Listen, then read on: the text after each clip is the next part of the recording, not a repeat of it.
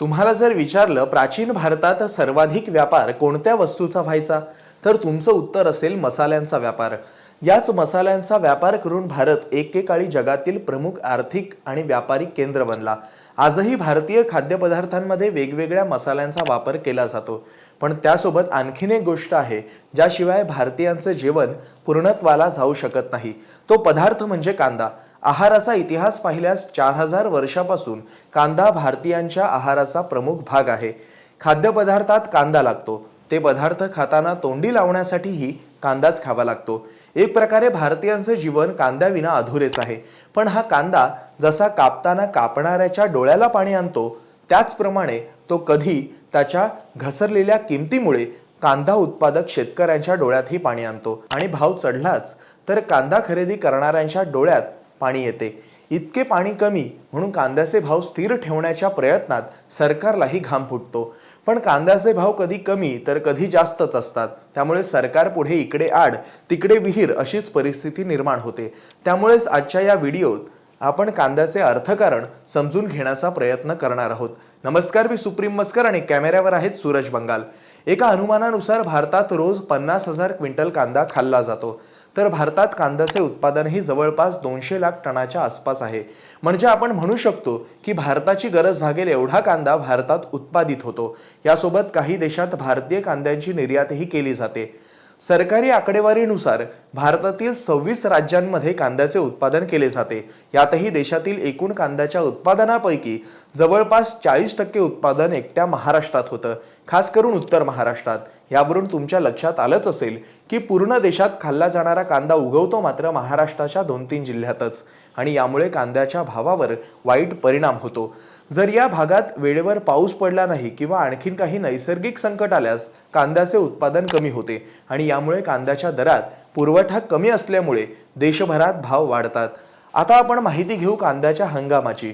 आधी सांगितल्याप्रमाणे भारतातील माणूस कांद्याशिवाय जगू शकत नाही, त्यामुळे कांद्याचा पुरवठाही 12 महिने सुरळीत चालू राहणं अत्यंत आवश्यक असतं। देशभरात वेगवेगळ्या भागात कांद्याचा हंगाम वेगवेगळा आहे। उदाहरणार्थ जून ते ऑगस्ट सप्टेंबर या काळात कर्नाटक आणि आंध्र प्रदेशातील कांदा बाजारात येतो। ऑक्टोबरमध्ये गुजरात, मध्य प्रदेश आणि महाराष्ट्रातील खरीप पीक म्हणजे लाल कांदा बाजारात येतो। महाराष्ट्र आणि राजस्थानातून खरीपाचा कांदा बाजारपेठेत येतो। राहिलेल्या काळात कांद्याची कमतरता भरून काढण्याचे काम उत्तर प्रदेश आणि बिहारमधील कांदे करतात।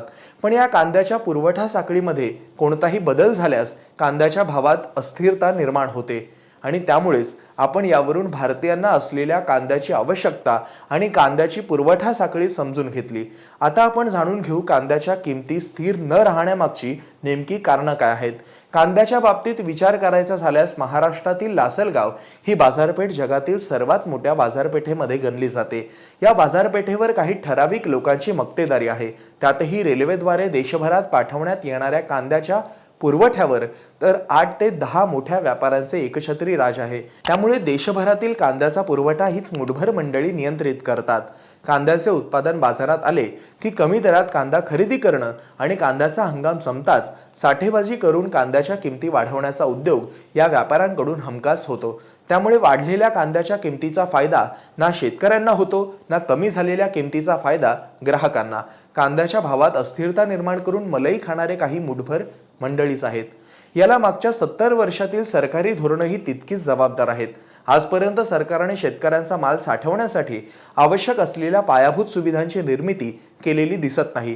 त्याचबरोबर कांदा उत्पादनाचा व्यापार करणाऱ्या व्यापाऱ्यांवरही सरकारला आजतागायत अंकुश ठेवता आलेला नाही।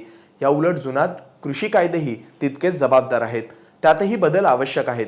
सरकारने शेतकऱ्यांना या जाळ्यातून बाहेर पडण्यासाठी लवकरात लवकर मुठभर लोकांच्या विरोधाला जुगारून कायद्यात आवश्यक ते बदल करणं फार गरजेचं आहे। नाहीतर नेहमीची येतो पावसाळा या उक्तीप्रमाणे एक वेळ भाव कमी झाल्यामुळे कांदा उत्पादक शेतकऱ्यांचे डोळे पाणावतील आणि एक वेळ कांदा खाणाऱ्या सर्वसामान्य माणसाचे। तरी याबद्दल तुम्हाला काय वाटतं ते कमेंट करून आम्हाला नक्की कळवा। असेच माहितीपूर्ण व्हिडिओ पाहण्यासाठी MyMTBच्या YouTube चॅनलला सबस्क्राइब करा आणि Facebook पेजला लाईक करा। धन्यवाद।